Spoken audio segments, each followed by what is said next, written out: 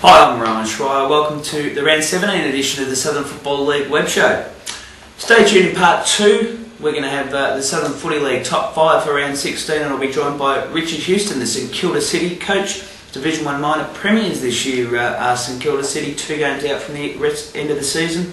But stay tuned, because next we'll be joined by Ryan Flack, the senior coach from Chelsea Heights. Okay, and we're joined now by the senior coach of Chelsea Heights, Ryan Flack. A very warm welcome to you, Ryan, for the first time this year. Thank you, pleasure to be here.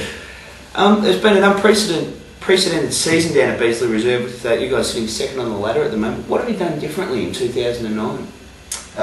Look, I think that the most important thing probably for us this year was that we needed to add to our playing list and our depth and also the quality at the top end. So we worked very hard over the off-season to recruit some players that filled those needs, being mindful that we wanted good club people as well. And I think we've done that across the board. We've added to our probably forward line potency and certainly to our midfield depth. So that's probably the major difference this year. And that hasn't been purely an off-season thing. You've been recruiting during the middle of the season. I see Stacey Kelly's first game this year was in round 1. I think he was a club player, but good to see him coming back into the club mid-season. And also big fella Owen Uongo, who's been a revelation since he's come down to the club.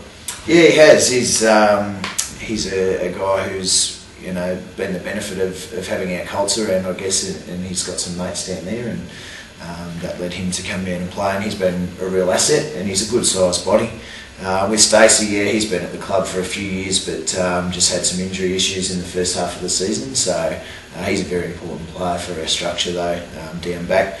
And we've also been able to bring into the fold James Norton and Brad Gilder through the middle of the season, and they've been really good contributors as well, and they're just starting to find their feet with all the others.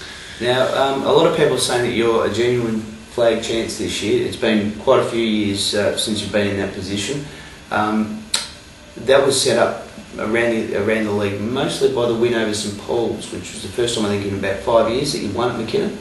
Yeah, it was. We've since I've been there, we beat them the first year I was there, which was actually my first win as a coach.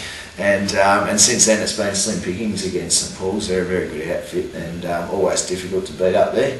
So it was always going to be a tough game, but the way that we responded when they threw a bit at us towards the end, I thought was good, and it gave us some confidence that we can mix it with the good sides.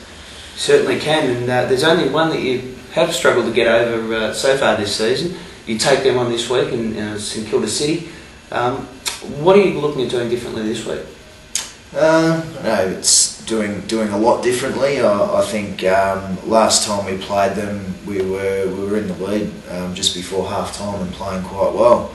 But I guess it was a fairly high intense level of effort that we were putting in, and we just struggled to sustain that for 4 quarters. I think if we can do that, we're all about sort of 4-quarter pressure, and if we can maintain that level of effort, that's going to be the most important thing. With a team like St Kilda, you give them 5 or 10 minutes of leeway and they'll kick their 6 goals, and that's game over. Okay, well, it is going to be a fantastic clash this week. Now, Ryan, you gave birth, I guess, to the Coaches Association that the Southern Footy League has introduced this year, just by coming to the league a few years ago with some ideas. They've now come to fruition. Tell us what your role in the Coaches Association is all about. Yeah, look, I've put some ideas up to the league administration a couple of years ago, and ways that I thought we could help coaches to have a better support network and to develop as a fraternity. And one of the ideas that came out of that was to form a Coaches Association. So I wouldn't be taking credit for it. There's been quite a few people that have worked.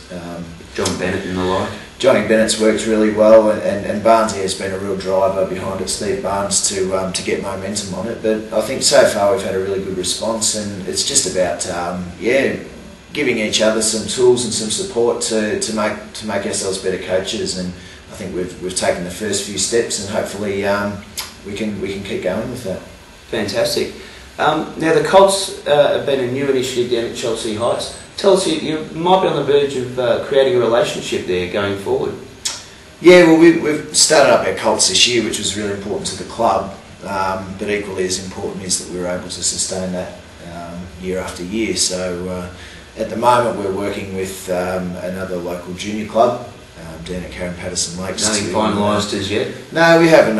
We've entered discussion, I guess, is probably where we're at the moment, but we're certainly very keen, and I think, you know, the feedback from them is that they're very keen to have a senior club to provide pathways to their kids to go through and play senior footy. So I think, you know, there's positives on both sides, and it's something that we've got to continue to work towards, but we're hopeful that we'll be able to set up some sort of formal arrangement, and that'll be a real positive to our club. Well, the future, immediate and long term, looks fantastic down at Beasley Reserve. We couldn't let you go without a couple of parting shots.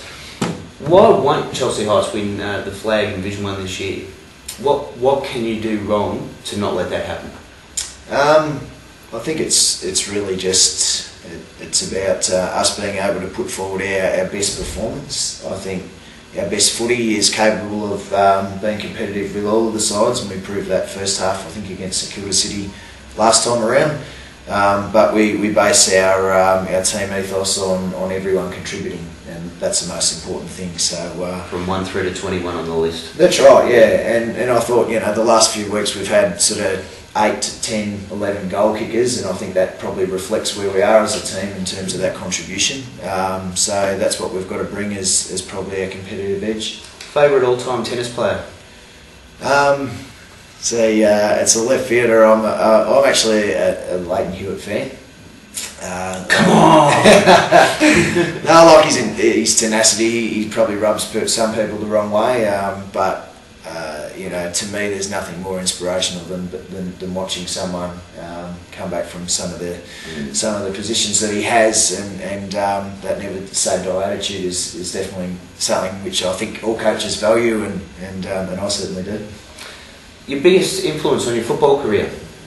I think that I'd have to say my father is probably my biggest influence. He was a coach of mine as a junior, and before that he was a coach, and I used to run around and run the boundary and do all that when I was a little tacker. So, and right through, he's always been someone who I guess is a bit of a mentor that I've always been able to talk to my footy about, and he loves it as well. And it's actually come the full circle now that he's actually working as my assistant on the bench on game days. So that's really nice to have that involvement as well. But I think he's probably been the one constant right through my footy. Fantastic. And being an avid cricketer yourself, well, 1-1 in the Ashes. Can we win the last test, and will we bring the Ashes home? I think we can, although they reckon that there's never a result wherever they're playing the last one at the Oval. There's never a result. So, but I just heard on the radio this morning that they're sending about 6 of the Poms back to play county cricket to try and find some form this week. So, but I think a big thing was putting Stuart Clark in there. He should have been from the start, and hopefully that'll make a difference. Good call. Good call. Thanks very much, Ryan. Good luck for this week and for the rest of the final series. Stay tuned for part 2, where we'll bring you the Southern Footy League top 5 for round 16, and we'll also be joined by Richard Houston, St Kilda City coach.